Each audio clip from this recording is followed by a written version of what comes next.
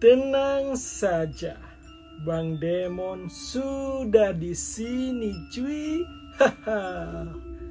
Kembali lagi di channel kesayangan kita semua, yakni Bang Demon. Jangan lupa subscribe. Kali ini Bang Demon akan membawakan sebuah kisah nyata tentang hutang. Jadi ini adalah sebuah pelajaran bagi kalian yang memberikan hutang. Apalagi belakangan sangat terkenal, pinjam dulu 100, ujung-ujungnya tidak dikembalikan. Karena kisah yang terjadi ini berkaitan dengan hutang. Bahkan gara-gara hutang 20.000 nyawa melayang nih cuy. Namun kejadian ini terjadi pada tahun 1990-an cuy.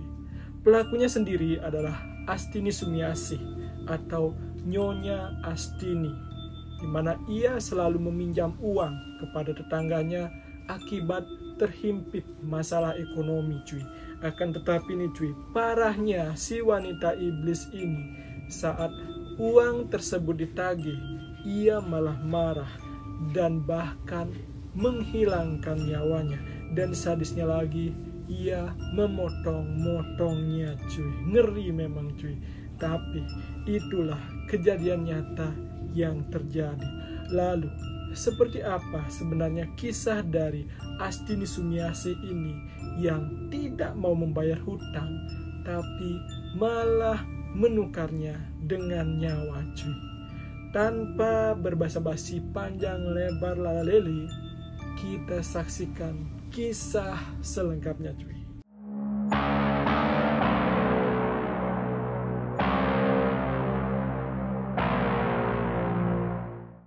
Astini Sumiasih atau Nyonya Astini merupakan seorang perempuan asal Surabaya nih cuy.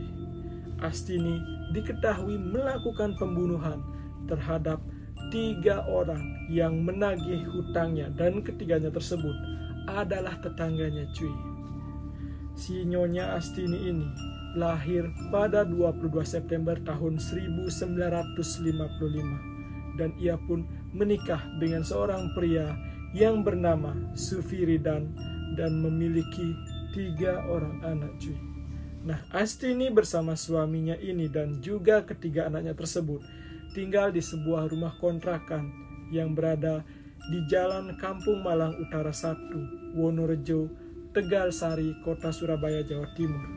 Suaminya Sufirin bekerja secara serabutan nih cuy. Dan kadang-kadang nih cuy, si Sufirin ini jarang sekali mendapat job atau pekerjaan yang mengakibatkan ia tidak memiliki banyak uang untuk mencukupi kehidupannya sehari-hari. Nah, karena hal itulah si Astini yang merupakan istrinya sendiri kerap kali meminjam uang kepada tetangganya cuy. Akan tetapi nih cuy, sudah dibantu meminjamkan uangnya, si Astini ini malah tidak tahu diri cuy. Ia malah membalas kebaikan orang yang meminjamkannya itu dengan cara yang sadis dan keji cuy. Brengsek sekali nih Nyonya Astini cuy. Aduh, makanya kalau minjemin uang itu lihat-lihat orangnya dulu cuy. Namun nih cuy, sebenarnya si Astini ini dikenal sebagai sosok yang ramah di kampungnya cuy. Meskipun nih cuy, kalau misalnya ia sedang marah atau merasa disinggung, dia akan sangat temperamental cuy. Dan ya seperti itulah akibatnya. Diketahui jika Astini ini meminjam uang kepada 3 orang perempuan dan ketiganya dihabisi cuy. Ketiga orang tersebut yakni Puji Astuti, di mana ia berhutang 20.000 cuy. Kemudian ada Ibu Syukur atau Rahayu, ia berhutang 1.250.000 cuy. Nah, dan kemudian kepada orang yang ketiga bernama Sri Astuti Wijaya, ia berhutang 2 kali cuy. Hutang pertama sebesar Rp250.000 dan hutang kedua Rp300.000, sehingga totalnya adalah Rp550.000. Nah, dan saat itu cuy, tahun 90-an, uang 1 juta itu sangat bernilai sekali dan besar sekali nilainya cuy. Jadi tidak heran nih si pemiliknya harus menagihnya berkali-kali. Namun si Astini ini malah menanggapinya dengan temperamental cuy. Bagaimana sebenarnya ia melakukan pembunuhan ini cuy? Kita mulai dengan pembunuhan terakhirnya cuy, karena 3 orang dibunuh. Kita mulai dengan pembunuhan yang terakhir, karena pembunuhan yang terakhir ini ada hubungannya dengan pembunuhan pertama dan pembunuhan kedua. Pembunuhan yang ketiga yang dilakukan Astini ini dilakukan kepada Puji Astuti nih cuy, dimana si Puji Astuti meminjamkan uang kepada si Astini sebesar Rp20.000. Memang cukup besar waktu itu juga cuy, tahun 90-an. Rp20.000 itu kalau dipikir-pikir itu sama dengan gaji pegawai selama sebulan lah cuy, itu lumayan lah. Tuh, dia melakukan pembunuhan kepada Puji Astuti pada 4 Februari tahun 1996 sore sekitar pukul 16 waktu Indonesia Barat cuy. Saat itu bermula dari Astini duduk-duduk di depan rumahnya dengan santainya cuy. Tiba-tiba datanglah nih si Puji Astuti untuk menagih hutangnya. Ketika ditagih hutangnya oleh Puji Astuti, si Astini beralasan bahwa ia tidak memiliki uang. Bahkan untuk masak sehari-hari pun ia masih kekurangan, apalagi akan mengembalikan utangnya. Namun nih cuy, alasan itu bukan alasan yang pertama, karena kerap kali setiap ditagih utangnya, Astini selalu berkilah ia tidak punya uang, ia kesulitan ekonomi, untuk makan pun sulit. Seperti itu selalu si Astini berkilah. Karena kesal, Puji Astuti kemudian memaki-makinya, dan akhirnya si Astini ini pun merasa tersinggung cuy. Si Astini kemudian mengajak si Puji Astuti untuk masuk ke dalam kamar tamunya. Di kamar tamunya si Astini mempersilahkan Puji Astuti untuk duduk, dan si Astini mengatakan bahwa ia akan mengambil uang ke kamarnya cuy. Itu alasannya dia.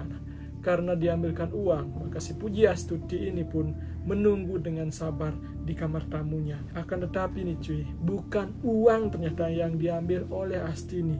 Ia malah ke belakang rumahnya dan mengambil potongan besi cuy. Dan sekembalinya dari belakang rumah, si Astini sudah membawa potongan besi dan tanpa berkata apa-apa langsung menggepruk si Puji Astuti. Puji Astuti ini yang tidak siap, tidak bisa menghindar sama sekali, dan akhirnya dihajar habis-habisan oleh si Astini sampai akhirnya tewas cuy di kamar tamunya.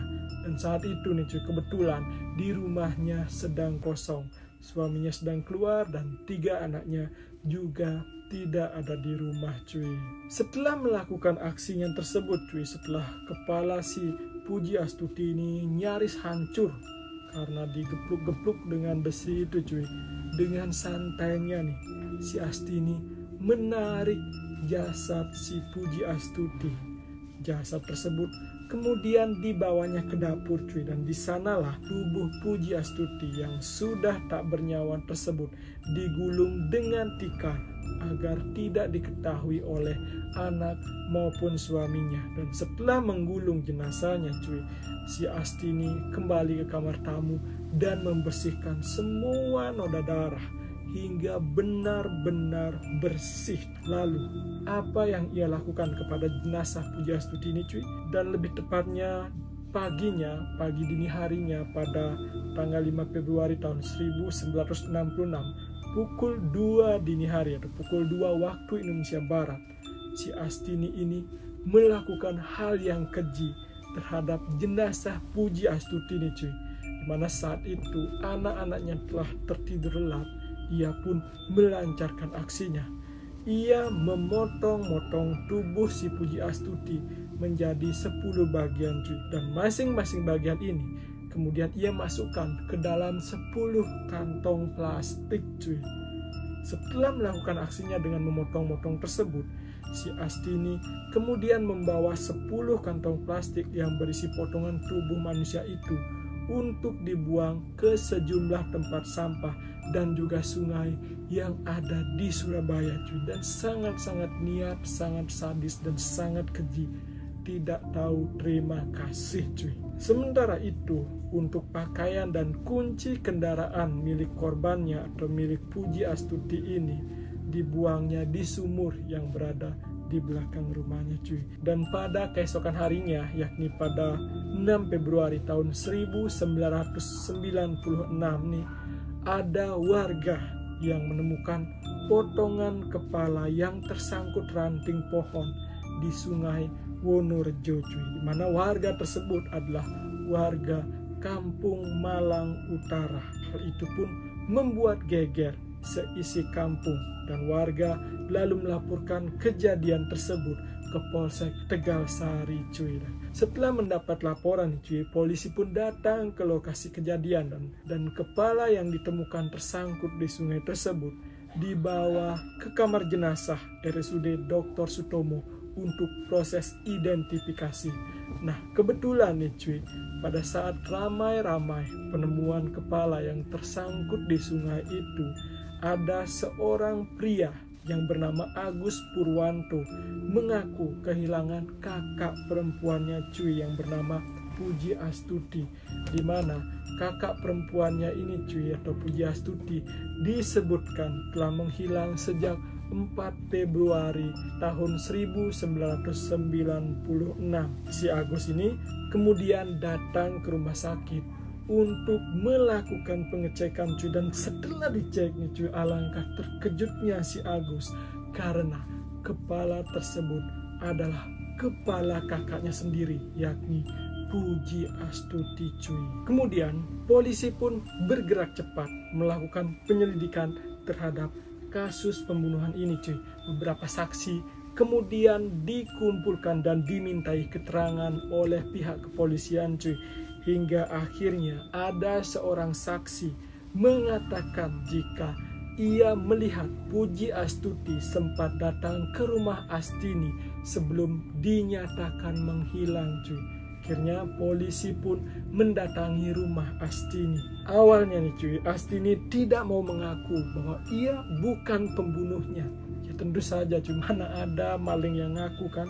Jadi ya terang saja si Astini nggak mungkin akan mengaku dia. Nah, akhirnya polisi ini pun terus mencecar si Astini dengan pertanyaan-pertanyaan yang memojokkan dirinya, dan hingga pada akhirnya Astini tak bisa mengelak dan ia pun mengakui jika ialah yang membunuh Puji Astuti dan kepalanya tersangkut di sungai cuy. Pada polisi, si Astini mengakui jika ia membunuh Puji Astuti karena mengaku kesal saat dimaki dan dihina karena tidak mampu membayar hutang nih cuy. Dan ternyata cuy, dari pengakuannya kepada polisi, pembunuhan tersebut bukan yang pertama cuy, karena sebelumnya pada tahun 1992 dan tahun 1993 si Astini juga melakukan hal yang keji cuy. Ternyata ia membunuh 2 orang sebelumnya. Jadi ada 3 orang yang telah dibunuh oleh si Astini ini cuy, gara-gara masalah hutang cuy. Aduh, minjem aja ngembaliin, mana orang yang dibunuh. Dimana nih cuy, si Astini melakukan pembunuhan kepada Rahayu dan juga Sri Astuti yang tadi yang disebutkan di awal meminjaminya uang sampai 1 juta dan juga 550 itu cuy. Sama dengan Puji, Rahayu dan Sri Astuti ini juga sempat dilaporkan hilang oleh anggota keluarganya. Dan ternyata keduanya juga dipotong-potong dan potongan tubuh mereka dibuang ke sejumlah tempat sampah dan sungai di Surabaya. Motifnya bahkan juga sama, di mana Astini merasa sakit hati karena dimaki dikarenakan ia tak bisa membayar hutang cuy. Tuh. Pada polisi juga Astini mengaku ia membunuh nyawa Rahayu, di mana Rahayu meminjamkan uang sebesar 1,2 juta sekitar bulan Agustus tahun 1992. Sedangkan Sri Astuti yang meminjamkan uang 550.000 rupiah dibunuhnya pada tanggal 1 November tahun 1993. Dan pada tahun itu nih cuy, sebenarnya sempat ditemukan potongan tangan yang saat itu masih belum teridentifikasi siapa sebenarnya pemilik potongan tangan itu cuy.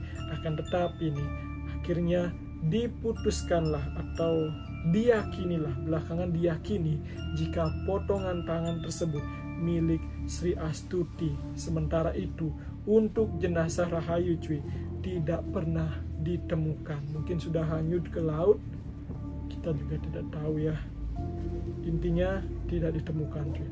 Kemudian cuy, setelah proses penyidikan oleh polisi selesai, kasus ini pun dilimpahkan ke Pengadilan Negeri Surabaya untuk proses persidangan cuy. Dan akhirnya dalam persidangan tersebut, Hakim Pengadilan Negeri Surabaya menjatuhkan vonis mati kepada Astini pada tanggal 17 Oktober tahun 1996. Jadi ini proses pengadilannya termasuk cepat cuy, karena tidak lewat dari tahun tersebut di mana ia ditangkap bulan Februari, bulan Oktober sudah divonis. Nah, Astini yang saat itu didampingi sejumlah pengacara nih cuy, sempat mengajukan banding ke Pengadilan Tinggi Jawa Timur. Namun banding yang diajukan Astini tersebut kemudian ditolak dan malah hukuman mati tersebut dikuatkan oleh Pengadilan Tinggi Jawa Timur. Dan selama ia mengajukan banding ini, ia ditahan di Lapas Wanita Sukun, Malang cuy. Astini pun tak menyerah setelah bandingnya ditolak oleh Pengadilan Tinggi Jawa Timur pada Januari tahun 1997. Astini kemudian mengajukan kasasi ke Mahkamah Agung cuy. Akan tetapi pada Juni tahun 1997, Mahkamah Agung juga memutuskan tetap sama, menjatuhkan hukuman mati seperti amar putusan di PN Surabaya cuy. Kemudian ia masih tak menyerah juga cuy. Ia pun mengajukan peninjauan kembali ke MA dan hasilnya tetap sama.